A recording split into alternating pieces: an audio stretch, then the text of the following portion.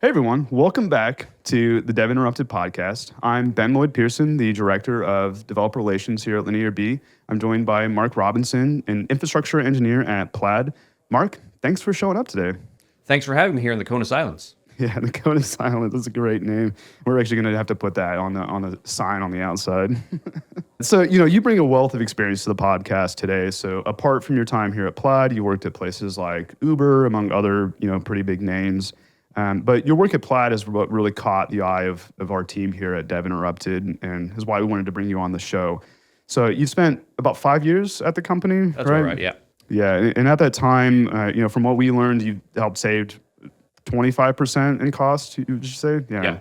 Optimizing existing resources and removing waste. In fact, I guess this has become a bit of a personal crusade for you because there's even a quote out there from you that says, if you're not careful, cloud computing can lose more money faster than any invention in history, right? So let's start there. How did cloud computing get so expensive? It's always these little things, a lot of the way that cloud computing is sold, like the initial cloud computing was just, here's a data center, we'll rent you machines. And then sort of the next revolution was, we'll sell you individualized services. But instead of paying like these flat rates, like you buy this much capacity and then that's your limit, it'll just scale up as much as you want. So there was no forcing function to push people back. So it's, I'll do this, I'll do this, I'll do this. And there's a lot of really subtle bills. Like if you looked at Amazon's pricing sheet, it's horrifically complex. Like it's, okay, you buy the server, and then you buy the data transfer, and then you buy the data storage, and then you buy the data access to the data storage, and it just starts adding up really fast. Traditionally, in a lot of places, you just have to say like, okay, we're at capacity. It'll take 3 months to order another server, deal with it. Now it's just like, oh, spin up more, launch in another data center, store more data. You don't run out of resources, so you just keep spending. That's fascinating because it's one of the probably clearest examples I've ever seen of a slippery slope, right? It's like, people originally got into cloud computing because it was a way to save costs versus, buying everything yourself. But now it's just, the sky's the limit, right? So what made you start this journey into understanding how to save costs? Was it motivated by external factors, or was it more of like an internal drive? It was really sort of an internal drive. So several years ago, we would have like regular hackathons. And one day I looked at our bill and I'm like, I bet I could take that down a few percent. So for the hackathon, we just decided like, okay, yeah, let's dig into this. Got a few other engineers and we started finding just tons and tons and tons of stuff. Like I thought maybe we could do 3% and we found 15 or so percent without that much work. And when you start going up to management and saying like, oh yeah, if we bring this down, that's like, headcount to hire, that's other things we could buy. This is just money we're setting on fire. Like we could have an office party for this. Like Beyond like having a hackathon and making that a personal goal, like what is step one in this journey? Like if you decide you suspect maybe that your costs are getting out of control, or maybe you don't actually even know, what's step one in this journey if somebody wants to start finding ways? you probably want to start by just learning how you're being billed. Like Amazon and everyone else will have, a basic-ish cost console that can go in and see, oh, I'm spending this percent of my budget on computers, this much on databases, this much on storage, this much on network, and just kind of go through and start thinking, is this reasonable for what I'm doing? Should I really be spending a quarter of my budget just moving data around? Is that right? And then from there, you could start saying like, okay, let's break this down and figure out basically where is it going? Are we dropping money on oversized databases? Do we just store data forever? Are you getting hit by Amazon bugs? Like there are bugs in various implementations that will not delete data until you restart the database. And so you're paying for terabytes of redo logs that you just don't even know. Okay, wow, that's fascinating. This is a common theme that I've heard, is that it sounds like a lot of the challenge of fully understanding it is that you have all these different, you have to account for all these different services. Your database is built differently, it's used differently from like your APIs versus like a deployment service that you use to like deploy your app to production. So how are you able to account for all of those different services?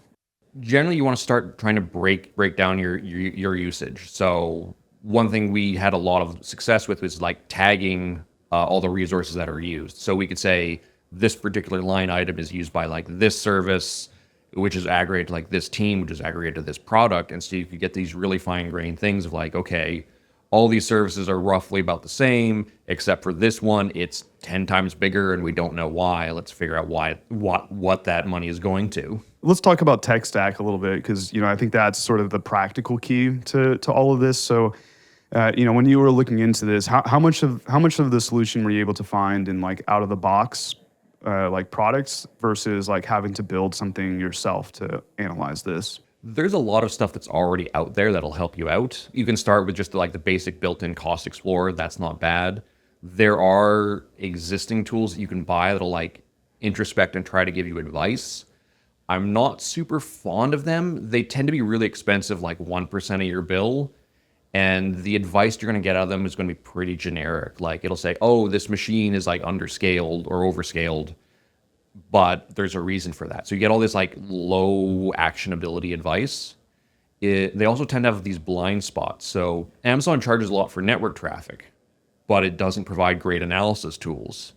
So these services say, well, yeah, you're spending a lot of money on networking. I can't help you, but you're still paying 1% on that too. So they're not a bad place to start. Like if you have a lot of legacy infrastructure, if your like platform engineering team is like small or overloaded, they're not bad to start with. But if you already have a pretty sophisticated engineering team, if you don't have a ton of legacy stuff, I'm kind of dubious about the value on that front. After that, like you can build some stuff that's not terribly hard. The Amazon will give you the raw cost data that you can then slice and dice and analyze. So we built something in mode dashboard. So we load in our data.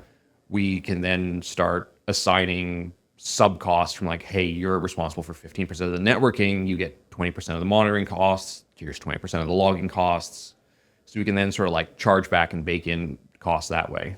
Gotcha. You mentioned like something like viewing like services that are underscaled versus overscaled. In terms of like the magnitude of the challenge, is stuff like that, would you say, is typically less of an issue than like just how you build your like network services or database services? Like which one would you say most organizations would have like the greatest value of tackling first? The first thing you're probably going to get a lot of benefit out of is like some low-level configuration options because they're probably set up wrong. Those are relatively easy to fix because they're global and very few people, if anyone, are going to notice them. After that, you're probably going to have to go around to like the service owners and say, you can't keep adding gigabytes of data every time you run out of memory. You need to write your software better. Oftentimes software is written, we got the Python, Node, Ruby, like they're great to write in, but they're not good at scale. Like you can make them scale, but it is a lot of work. And our worst performing services are Python and Node, whereas Go scales really, really well. So having to go back to a service owner and say, you kind of need to rewrite this because you're processing too much data and we can't just keep afford to running this huge fleet of nodes for you. This is actually a great transition into what I want to talk about next, and that's organizational buy-in. And particularly when it comes to the individual contributors, like the developers who actually have to build this stuff, because at the end of the day, any program like this really doesn't matter if you don't convince developers to adopt it and to follow whatever your recommended practices are. So how do you do that? Like, how do you get developers to care about this, and then what do you do to enable them? People respond to incentives. So one easy way to do that is to highlight people who are doing valuable work in this area and broadcast that to the company. Say like, hey, Bob did this really great thing, all that. You can put it as part of like your review specs of like, hey, you did this over the last quarter. That's great on your review. That looks really good. Like really emphasize that this is a company of value. Like, I mean, it's great to say it, but actually like implementing it is where you can start moving the needle. And then you want management to actually buy into this. It's like dedicate time, dedicate people, dedicate resources to this. It's not just please do it and then they wander off. So organizationally, you say it's a company value and then you actually tell people, hey, you're doing really good at this company value. Yeah, and then in terms of like enablement, do you give like past companies I've worked for, they have like happy paths that are like this is the path that as a developer, if you follow, will lead to like the greatest joy and most success. Do you have like any sort of enablement around that type of stuff? We're building that out. So the most basic one is when you're building a service, we've got a little calculator you fill out and it says your service will cost this much. And we made it as simple and easy as possible. Like while people are writing up the spec, we fill out this document. It's 2 minutes. It'll say your service will cost this. That's your estimate, and you can go with that. You don't need to like argue back and forth or finagle with anyone. It's just that's going to be close enough. Because otherwise, you could spend weeks trying to get like these really accurate cost estimates. Yeah, that's great. Have you faced any like challenges with your engineering leadership in terms of like getting them to support this initiative? Initially, they were kind of hesitant about this. Like Plaid is, it's a growing company. It's relatively small. They want features. They want customers. And that's not a bad decision at the long time, for like historically speaking. But when you start saying like there's real money to be saved here, like, we could hire more engineers for this kind of cash. And then as well, like some of the economic challenges are like, okay, facing stronger headwinds, an easy way to improve profitability is like reducing costs because you don't have to find new customers, you don't have to improve sales, you don't have to have salespeople or purchase cycles. It's, oh yeah, we turned off this service we're not using, and that's a lot of money we now have. That's great. Have there been any people who have been like a big ally as you've worked on this? You're always going to find a few people here and there who are like, hey, I love making things run really well, really smoothly. They love digging up bugs and pulling them out, so they're great to find. So if you can identify them, they'll help you out. They will happily get on board. They will dig into just the worst parts of their stack and be like, hey, why don't we just compress our logs? So they're wonderful to find if and when you can find them. And you're not going to have a ton in any company, but if you find 5%, 10% who are really keen, they're great allies because then they can go to their team and say, hey, for the next 2 weeks, I'm going to optimize how we move data around in S3, or I'm going to like expire our old data and things like that. In the past, I've seen that you've promoted this idea that optimizing cloud costs can be a really great way to also improve the quality of your code. I'm wondering if maybe you could just walk us through that relationship a little bit. Like how do those benefit each other? Generally, like, people want to write good software, but debugging software is hard. And when something's broken in production, the fastest way to do it is you add resources. Initially, when you're just starting out, that's a good way to solve it. It's, hey, I'm running out of memory. My database is slow. Just add a bit of resources. But as you grow, those incremental additions start costing much, much, much more. When you're starting out, your mom just signed up, your user count has doubled. Adding a CPU core, whatever, 4 cents an hour, no one cares. But when you have like 1 million users, if you add a CPU core to every service, that's $1 million a year, 10 million a year. That's real money. You could hire someone to go and fix that instead. And it's not going to be a massive jump all at once. It's just like little by little. It's, oh, I ran out of memory here. I'll add 500 megs. Oh, this is a bit slow. I'll add this. Oh, we're having like latency. Let's increase the pod count and increase and increase. And eventually you start saying, okay, we're running one pod on every computer, and they're massive computers. We have hundreds of them. It's just like little step by steps that you get there. Yeah, someone who has worked at multiple startups and had to inherit the problems that were created by people that came before me, I'm quite familiar with walking into a situation like that. So, And then right before this, we were talking a little bit about how software deployment also sort of like plays a bit of a factor in this. So can you explain like some of the work you've done around like helping developers deploy software more efficiently?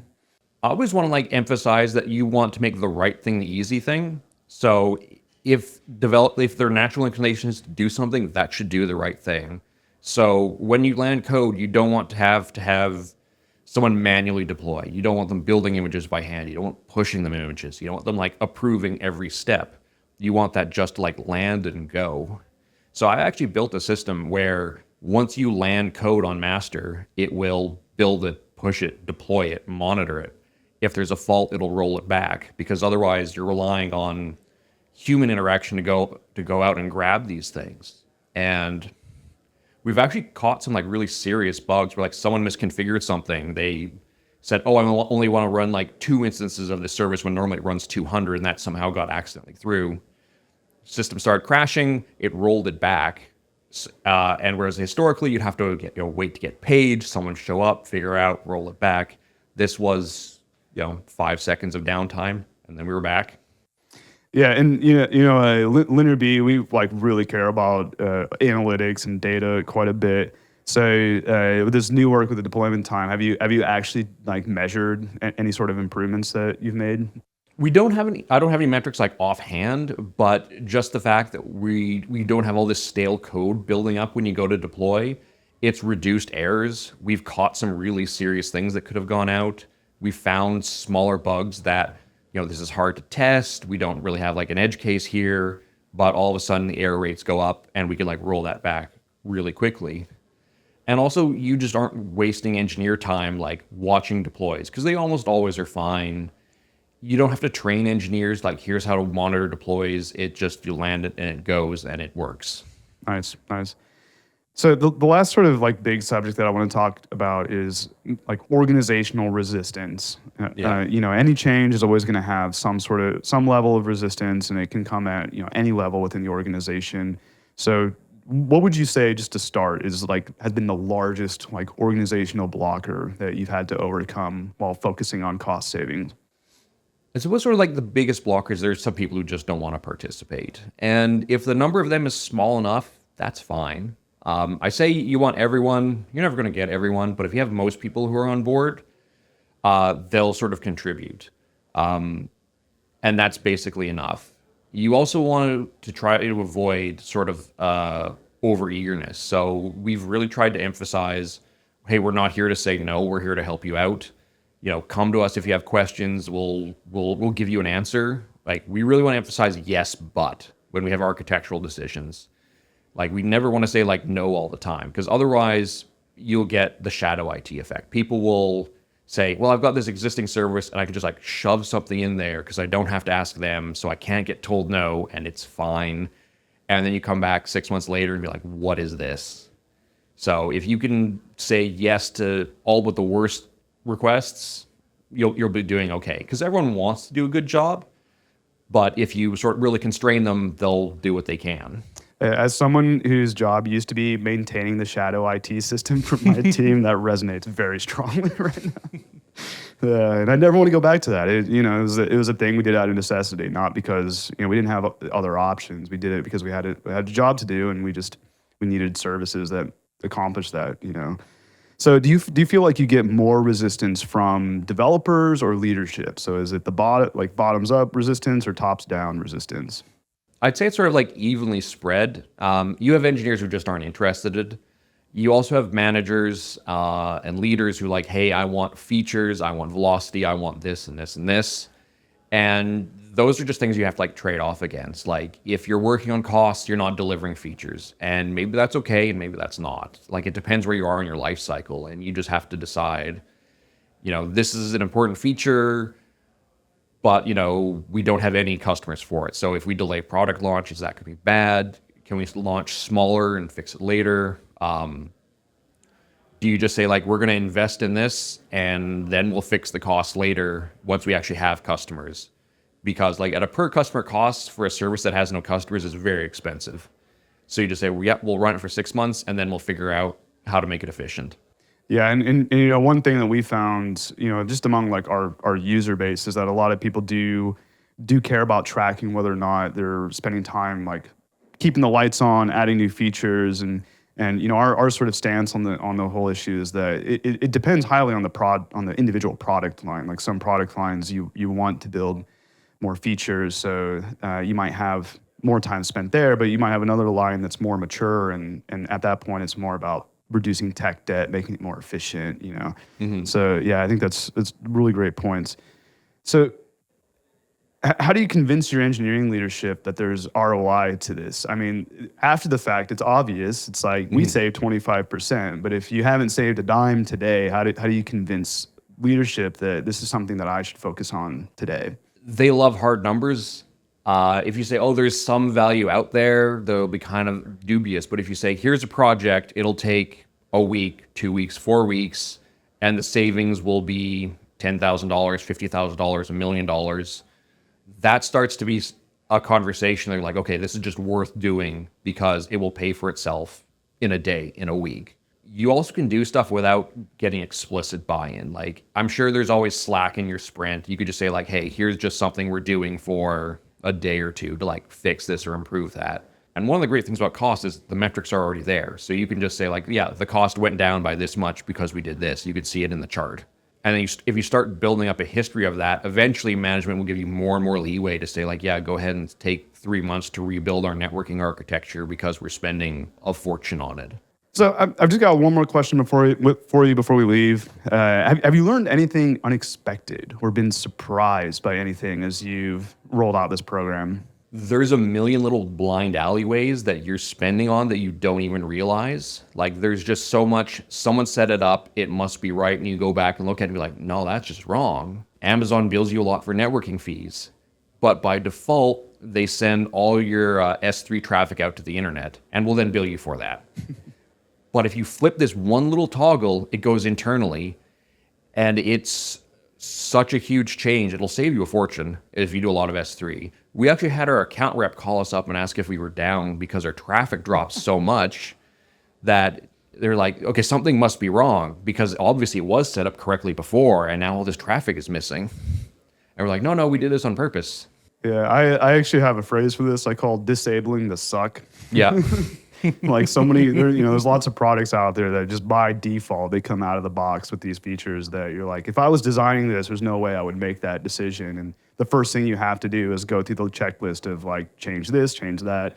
Yeah. Historically, you had to do it this way, and then it stopped making sense. But Amazon can't change the defaults because there's 10 million customers who are relying on this. And they don't really have a real incentive to make that an initiative, right? Yeah. Because I mean, they're going to make less money to doing that.